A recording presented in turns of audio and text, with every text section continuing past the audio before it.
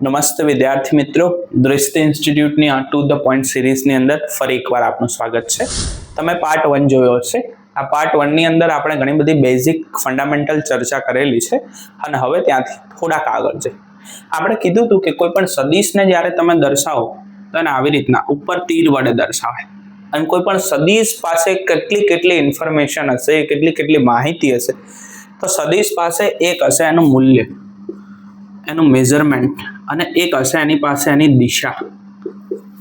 તમે સદિશ અને અદિશ વચ્ચેના ભેદો એ પાર્ટ 1 ની અંદર સમજી ગયા હતા કે અદિશ એટલે કે ખાલી એના મૂલ્યથી દરેક માહિતી મળી જાય, પણ સદિશ એટલે શું? તો કે ભાઈ મૂલ્ય સાથે સાથે એની દિશા દર્શાવવી પડે. તો આપણે એને આવી રીતના લખીએ છીએ અને પછી આપણે કીધું હતું કે કોઈ પણ સદિશને તમે x દિશામાં દર્શાવો, y દિશામાં દર્શાવો કે z દિશામાં દર્શાવો, એના માટે આપણે પરફેક્ટ સિમ્બોલ આપ્યા હતા. જેમ કે અહીંયા મેં i કેરેટ લખ્યું છે તો આ x અક્ષની દિશા દર્શાવે. તો સેમ ટુ સેમ જો કોઈ પણ સદિશ તમારો x અક્ષમાં છે, કોઈ પણ વેક્ટર x અક્ષમાં છે, તો એ અક્ષની દિશા દર્શાવવા માટે આપણે i કેપ લખીએ. આ જે ઉપર તીર કરેલો છે એને કહેવાય કેપ. શું કહેવાય? Yes, cap. i cap x અક્ષની દિશા દર્શાવે છે. તેવી જ રીતના જે કેપ જે છે એ y અક્ષની દિશા દર્શાવે છે અને k કેપ જે છે એ z અક્ષની દિશા દર્શાવે. આ બેઝિક ફંડામેન્ટલ ચર્ચા આપણે કરી. એકમ સદિશ જે છે એ શું છે? તો એકમ સદિશ જે છે એ દિશા દર્શાવવા માટે વપરાય છે. શેના માટે? યસ, દિશા દર્શાવવા માટે હંમેશા એનો ઉપયોગ થાય છે. કોઈ કીધું કે x અક્ષની આપણે દિશા દર્શાવી છે, તો x અક્ષની જ્યારે આપણે દિશા દર્શાવીશું તો એના માટે આપણે શું વાપર્યું? તો કે i કેપ. તો i કેપ શું છે? તો i કેપ જે છે એ x અક્ષની દિશા દર્શાવે છે અને i કેપનું મૂલ્ય કેટલું થાય? i કેપનું મૂલ્ય કેટલું થાય? તો i કેપનું મૂલ્ય હંમેશા 1 થાય. એકમ સદિશનું મૂલ્ય જે છે હંમેશા 1 થાય, માટે એને એકમ સદિશ કહેવાય. અને એકમ સદિશને દર્શાવવાની રીત આમ છે, એકમ સદિશ ઓફ a, u a લખે છે લોકો કેપ. તો યાદ રાખવાનું, એકમ સદિશ એટલે શું? તો કે ભાઈ જે સદિશ તમારી પાસે છે ભાગાકારમાં તેનું મૂલ્ય. તો એને આવી રીતના પણ લખાય છે, જે તે સદિશ. તો જે તે સદિશને આપણે a કહીએ તો જો એ સદિશ અને ભાગાકારમાં એનું મૂલ્ય એટલે શું લખવાનું? એને માનાંકમાં. તો તમે જો i એટલે જે તે સદિશ, તો જે તે સદિશ i અને ભાગાકારમાં એનું મૂલ્ય 1, તો આને કહેવાય i કેપ. હંમેશા એકમ સદિશનું મૂલ્ય 1 જ રહેશે. અને ત્યારબાદ જો કોઈ સદિશને તમે વાસ્તવિક સંખ્યા વડે ગુણો, કોઈએ કીધું કે ભાઈ મારી પાસે બળ રાશિ છે. જો દર વખતે સદિશ એ હોય એવું જરૂરી નથી. સદિશ એ મેં કીધું હતું પાર્ટ 1 ની અંદર, બળ હોઈ શકે, સદિશ એ જે છે પ્રવેગ હોઈ શકે, સદિશ એ જે છે વેગ હોઈ શકે. કોઈએ કીધું કે આપણી પાસે F બરાબર 10 ન્યૂટનનું બળ છે. કઈ દિશામાં? તો કે x અક્ષની દિશામાં. તો માની લો કે આપણે આમ દર્શાવીએ કે જો આ 10 અને આ x અક્ષની દિશા. તો જો આ 10 ન્યૂટન છે, O થી લઈ અને P સદિશ. આપણે કીધું તો કે જે તે સદિશનું મૂલ્ય જે તે સદિશનું મૂલ્ય એટલે એની લંબાઈ અને દિશા એટલે કઈ દિશામાં છે, તો x અક્ષમાં, તો એને દર્શાવવા માટે i કેરેટ. અને હવે કોઈએ કીધું કે આ f ને આપણે કેટલા વડે ગુણીએ? 5 ટાઈમ્સ a, f. તો યાદ રાખો, જે તે સદિશને જ્યારે તમે વાસ્તવિક સંખ્યા વડે ગુણો છો તો મળતી રાશિ હંમેશા જે છે એ સદિશ હશે. અને હંમેશા સદિશ કેટલી હશે? તો તમારો OP તો હતો જ રેખાખંડ, એનું મૂલ્ય કેટલું વધશે? 5, પણ એની દિશા બદલાશે નહીં. તો પહેલા જે આનું મૂલ્ય 10 હતું, હવે 5 વડે ગુણ્યું તો આનું મૂલ્ય 50, પણ ડાયરેક્શન કઈ છે? તો કે જે દિશામાં પહેલા સદિશ હતો એ જ દિશા. તો જ્યારે સદિશને કોઈ વાસ્તવિક સંખ્યા વડે ગુણવામાં આવે છે તો શું થાય છે? એનું મૂલ્ય એટલા ટાઈમ્સ થાય છે. કોઈ કે 2 વડે ગુણવું તો 2 ટાઈમ્સ, કોઈ કે 5 વડે ગુણવું તો એનું મૂલ્ય 5 ટાઈમ્સ. જો અહીંયા 10 છે, અહીંયા 50. અને એની દિશા કઈ? તો કે જે દિશામાં સદિશ હતો એ જ દિશા. દિશા બદલાશે નહીં, પણ જ્યારે એને વાસ્તવિક સંખ્યા વડે ગુણશો તો શું થઈ જશે? યસ, એનું મૂલ્ય ડબલ થઈ જશે. પણ કોઈ એમ કહે કે વાસ્તવિક સંખ્યા તો નેગેટિવ એ હોય, કોઈ એવું કીધું મારે -2 ટાઈમ f વડે ગુણવું છે, તો આને આવી રીતના દર્શાવવાનું. જ્યાં તમારું પૂંછડું છે એ તો છે જ, આપણે કીધું હતું પૂંછ અને શીર્ષ, પૂંછ અને મૂછ, તો એ ત્યાંનું ત્યાં જ રાખવાનું. હવે દિશા હતી, હવે માઇનસ વડે ગુણું તો એની એક્ઝેક્ટલી વિરુદ્ધ દિશા આવશે. જો દિશા વિરુદ્ધ થઈ, કારણ કે માઇનસ કેટલા ટાઈમ્સ? તો કે 2 ટાઈમ્સ f કેટલા હતા? 10 ગુણાકારમાં 2 એટલે 20. અને હવે દિશા જે હતી એ પ્લસ આઈ કેરેટ હતી, તો હવે દિશા જે છે માઇનસ આઈ કેરેટ. તો આ રીતના તમે સદિશોને વાસ્તવિક સંખ્યા વડે ગુણી શકો છો. સ્પેસ ઓછી છે માટે ટુ ધ પોઈન્ટ્સ લખી દીધા છે. અને હવે આના ઉપરથી પ્રશ્નો કેવા કેવા પૂછાય છે એની તરફ થોડાક આપણે આગળ વધીએ. તો પ્રશ્નો પર નજર નાખો. આ બાજુ જો પહેલો પ્રશ્ન છે કે સદિશને વાસ્તવિક સંખ્યા વડે ગુણતા મળતી રાશિ એ અદિશ છે. તો હાલ આપણે ચર્ચા થઈ કે જ્યારે તમે વાસ્તવિક સંખ્યા વડે ગુણો છો તો મળતી રાશિ સદિશ છે. કેમ? કારણ કે એને દિશા પણ છે. કઈ દિશા? તો કે જે તે સદિશની દિશા. મૂલ્ય એનું ડબલ થાય, 3 ગણું થાય, 4 ગણું થાય. તો આ વિધાન કેવું છે? ખોટું. હંમેશા યાદ રાખો કે એ કેવી રાશિ છે? એક સદિશ રાશિ છે જ્યારે તમે એને એક વાસ્તવિક સંખ્યા વડે ગુણો છો. બીજો પ્રશ્ન, એકમ સદિશનું મૂલ્ય કેટલું હોય છે? 1. કોઈ પણ એકમ સદિશ લો, એવું નહીં આઈ જે કે એવા ઘણા બધા એકમ સદિશો આવશે. હંમેશા એકમ સદિશનું મૂલ્ય 1 જ હોય. દિશા દર્શાવવા માટે વપરાતો સદિશ કયો સદિશ? એકમ સદિશ. આ બહુ જ સિમ્પલ એમસીક્યુ છે કે દિશા દર્શાવવા માટે કયો સદિશ વપરાય? તો કે એકમ સદિશ અથવા તો જે તે દિશામાંનો એકમ સદિશ. અહીં તમને પૂછવામાં આવ્યું કે આઈ કેપનું મૂલ્ય કેટલું? તો 1 એકમ. જે કેપનું મૂલ્ય કેટલું? તો 1 એકમ. કોઈ પૂછે માઇનસ કે કેપનું મૂલ્ય? તો -1 ના લખતા, એનું મૂલ્ય હંમેશા 1 એકમ. ક્લિયર? તો -k કેપ કે, એવી જ રીતના -i કેપ કે, તો એ પણ છે. અને ક્વેશ્ચન 5 જે છે એ બહુ ખાસ છે, પણ એ તમને હું નેક્સ્ટ એપિસોડમાં જણાવીશ. હવે ન્યૂ પોઈન્ટ જોઈએ, ત્યારબાદ ચર્ચા કરીએ. આવો નેક્સ્ટ સ્લાઇડ પર.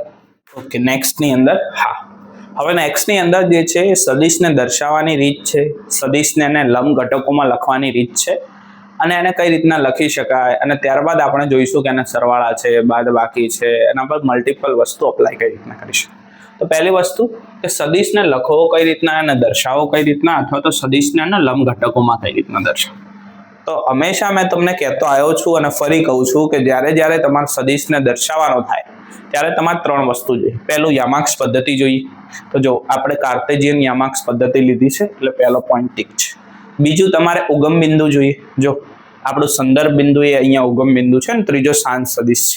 કોઈ કીધું કે ચલો આ પી કણ છે, આ પી જે છે કોઈ કણ હોઈ શકે, વસ્તુ હોઈ શકે, પદાર્થ હોઈ શકે, અને એને દર્શાવાય કઈ રીતના? તો જ્યારે તમે સંદર્ભ બિંદુ કે ઉગમ બિંદુથી સદિશની શરૂઆત કરો અને પી સુધી સદિશને લંબાવો, ત્યાં એક એરો કરો. તો ઉગમ બિંદુ એવું કહે છે જો આ રહ્યો પી, આ પી છે. તો હવે જ્યારે તમે આ સદિશને દર્શાવ્યો છે, તમને ખબર છે કે સદિશ ઓપી છે.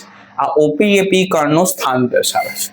તો સદિશને તમે આમ લખી શકો છો. ચલો આ સદિશ એ માની લઈએ, તો એને તમે સદિશ ઓપી લખી શકો. હવે તમને એટલી ખબર પડી ગઈ કે જે સદિશની લંબાઈ છે એનું મૂલ્ય છે, અને એની દિશા કઈ રીતના દર્શાવાય? તો એની દિશા દર્શાવાય થીટા ખૂણે. કે એક્સ અક્ષ જે છે, આ એક્સ અક્ષ ત્યાંથી કેટલા ખૂણે? તો કે આટલા ખૂણે. તો આટલા ખૂણાને તમે થીટા નામ આપો. હવે પહેલા આપણે આના લંબ ઘટકો પાડવાનું શીખી જઈએ કે જ્યારે સદિશને એના લંબ ઘટકોમાં દર્શાવવાનું થાય. લંબ ઘટકોમાં દર્શાવવાનું થાય ધેટ મીન્સ વોટ? એનો મતલબ શું? એનો મતલબ એવો છે કે જો આ એક્સ ડાયરેક્શન છે, આ વાય ડાયરેક્શન છે, તો એક્સમાં અને વાયમાં સદિશની ઇફેક્ટ કેટલી? જેમ કે આપણે કોઈને ઓમ ખેંચી ઓમ, તો એ ઓમે ખેંચાય છે અને ઓમે ખેંચાય છે. આ સ્કેચ પેનને જ્યારે તમે આમ ફેંકી દો તો જો એ આમે આગળ જાય છે ને નીચે પડે. જ્યારે કોઈ વસ્તુ તમે આમ ફેંકો તો શું થાય? એ આગળ પણ જાય, નીચે પણ પડે, આગળ પણ જાય, નીચે પણ. તો એક ઘટક એવો છે જે એને આગળ લઈ જાય છે, એક ઘટક એવો છે જેને નીચે પડવામાં મદદ કરે. સેમ આ સદિશ આમ છે તો કોઈએ કીધું કે એક્સ માં એની ઇફેક્ટ કેટલી? તો તમારે ત્યાંથી એક્સ અક્ષ પર એક લંબ પાથ દોરવાનો. આ જે છે એ શું છે? આ જે છે એ સદિશનો એક્સ દિશામાંનો ઘટક. જો હું આને સદિશ એ કહેતો હોઉં તો આને કહેવાય ax. આ ax શું છે? તો કે ax જે છે એ સદિશ એ નો એક્સ દિશામાંનું ઘટક. કે સદિશ એ જે આમ છે કે નહીં, આમ એની એક્સ માં ઇફેક્ટ કેટલી? તો એક્ઝેક્ટલી તમે એની પર લંબ પાથ દોરો એટલી. હવે કોઈ પૂછ્યું વાય માં ઇફેક્ટ કેટલી? તો સદિશ એના શીર્ષ પરથી વાય પર લંબ પાથ દોરો. તો આ જે છે આ જે છે સદિશ ay છે. તો કોઈ પૂછશે તમે કે જો આ એક્સ માં, આ વાય માં, આ એક્સ માં ઇફેક્ટ આટલી છે, વાય માં ઇફેક્ટ આટલી છે, તો પરિણામી ઇફેક્ટ આમ છે. એ આપણે શીખીશું જ્યારે સદીશોના સરવાળા કરીશું. પણ કોઈ તમને પૂછે કે જ્યારે સદીશોને એના લંબ ઘટકોમાં દર્શાવવું એટલે શું, તો કે જે તે સદીશનું શીર્ષ છે ત્યાંથી તમારે મેળવવો કયો ઘટક x, તો x પર એક લંબપાત દોરો, એ જ્યાં હશે ઉગમ બિંદુથી એક સદીશ દર્શાવો, એ કહેવાય x દિશામાંનો ઘટક અને આને કહેવાય y દિશામાંનો ઘટક. તો કોઈ પૂછશે કે ચલો આ સદીશની x માં અસર કેટલી, તો તમે લખશો ax, પણ આ ax મૂલ્ય લખજો જો આટલી પણ કઈ દિશામાં, તો તમે શીખ્યા કે x ને કઈ દિશામાં દર્શાવવાનું i કેપ. કોઈ પૂછશે તમને y માં અસર કેટલી, તો કે ay મૂલ્ય અને દર્શાવાય j કેપ. તો જ્યારે વસ્તુ આવે કે સદીશને તેના લંબ ઘટકોમાં દર્શાવો, એના x માં ઇફેક્ટ કેટલી, y માં ઇફેક્ટ કેટલી, z માં ઇફેક્ટ કેટલી, તો ન્યુમેરિકલી તમે આવી રીતના દર્શાવી શકો. આનો કહેવાનો મતલબ, વિચારવાનો મતલબ એ છે કે કોઈ વસ્તુ આમ જાય છે તો એ આમ પણ જાય છે અને આમ પણ જાય છે, તો આમાં ઇફેક્ટ કેટલી છે, આમાં ઇફેક્ટ કેટલી છે, તો પરિણામી આ છે. ઓકે. અને હવે સદીશનું મૂલ્ય, તો કોઈ પૂછશે કે ભાઈ આનું મૂલ્ય કઈ રીતના શોધવાનું, તો તમે શીખ્યા છો જે તે સદીશને તમે શું પહેરાવો, માનાંક, તો એનું મૂલ્ય દર્શાવે. એનું મૂલ્ય કેટલું, તો વર્ગમૂળમાં ax નો વર્ગ, x માં કેટલું છે ax નો વર્ગ વત્તા y માં કેટલું છે ay નો વર્ગ. આ બંનેનો વર્ગ કરી દો તો તમને મૂલ્ય મળી જશે. કોઈ એક કહેશે તમને કે અહીંયા જે ax જે છે, આ x માની લો કે 3 છે, 3 i કેરેટ, ay જે છે 4 છે, 4 j કેરેટ, તો સદીશ એનું મૂલ્ય કેટલું થાય, તો ax નો વર્ગ મૂકો, 3 નો વર્ગ, ચલો ay નો વર્ગ મૂકો, 4 નો વર્ગ, 3 નો વર્ગ વત્તા 4 નો, 3 નો વર્ગ 9, 4 નો વર્ગ 16, 16 ને 9 25, 25 નું વર્ગમૂળ 5. તો ટોટલ જે છે આ જે છે આનું મૂલ્ય કેટલું, તો 5. પણ 5 ની અંદર x માં ઇફેક્ટ કેટલી, 3, y માં ઇફેક્ટ, y નું મૂલ્ય કેટલું, 4. મૂલ્યની વાત છે. હવે કોઈ પૂછે કે આ સદીશની દિશા કઈ, તો દિશાને સદીશની અંદર tan થીટા અથવા તો ટેન્જેન્ટમાં લખવામાં આવે છે. tan theta is equal to yx divided by x અક્ષ નું મૂલ્ય ડાયરેક્ટ લખી શકો તમે કે tan theta is equal to what, તો કે ay ભાગાકારમાં ax, અને theta is equal to what, tan inverse ay ભાગાકારમાં ax. તો ay કેટલા છે, તો ay જે છે એ કેટલા આપેલા 4 અને ax કેટલા છે 3. તો તમે tan ઇન્વર્સ 4/3 લઈ લો, તો એ જે ખૂણો આવે એ x અક્ષ સાથેનો ખૂણો કેટલા ખૂણે, તો કોઈ કહેશે તમને x અક્ષ સાથે 30 ડિગ્રી, તો 30 ડિગ્રી કેટલા થાય, આટલા. જો અહીંયા 30 ડિગ્રી આટલા થાય, તો આ દિશા. કોઈ કે ના 60, તો જો આ 60 આ દિશા. કોઈ કે ના એક્ઝેક્ટ 90 આ દિશા. કોઈ કે ના 45 તો આ દિશા. તો એ રીતના તમે દિશા શોધી શકો. આપણે ટુ ધ પોઈન્ટ સિરીઝની અંદર વધારે થિયરીની ચર્ચા નહીં કરીએ, ન્યુમેરિકલ્સ, MCQ ની ચર્ચા કરીશું. થિયરી માટે આપણો એક અલગથી સેગમેન્ટ છે. So this is the to the point series. જેટલું ઇમ્પોર્ટન્ટ છે એટલું સમજી અને કઈ રીતના આના પ્રશ્નોને સોલ્વ કરી શકાય એ બાબતોની ચર્ચા એ આપણી આ સિરીઝની અંદર કરવામાં આવે છે. જો આટલું મગજમાં આવ્યું હોય તો તમને આના પરથી ડાયરેક્ટ પ્રશ્ન પૂછશે કે સદીશનું મૂલ્ય શોધો. તમને x દિશામાંનો ઘટક આપ્યો, y દિશામાંનો ઘટક આપ્યો, તો આને લખાવવામાં આવે છે આવી રીતના કે સદીશ a બરાબર શું, તો કે સદીશ a બરાબર x દિશામાંનો ઘટક વત્તા y દિશામાંનો ઘટક. તો તમને અહીંયા ડાયરેક્ટ આપશે કે સદીશ એટલે 10 i caret plus 12 j caret. આનું મૂલ્ય શોધો, તો તમારે 10 નો વર્ગ અહીંયા મૂકી દેવાનો, 12 નો વર્ગ અહીંયા મૂકી દેવાનો, જે સાદુરૂપ આપો એનું મૂલ્ય, અને ડાયરેક્ટ દિશા ay ભાગાકારમાં ax, ત્યાં સાદુરૂપ આપો એટલે એની દિશા મળી જશે.